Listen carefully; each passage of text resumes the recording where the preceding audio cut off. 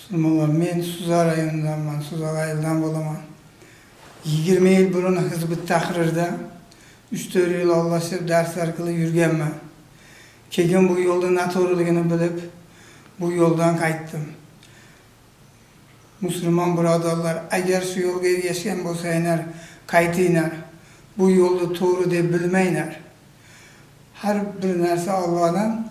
Bugungi kunda meni xotinim, qizim, o'g'lim, nevaram shu ekstremizmning orqasidan Siriyaga ketib, lagerda o'tirishibdi.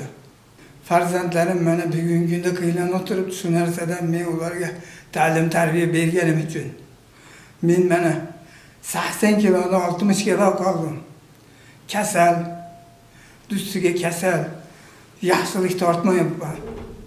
Sizlardan iltimos qilaman, bunday yo'ldan qaytinglar.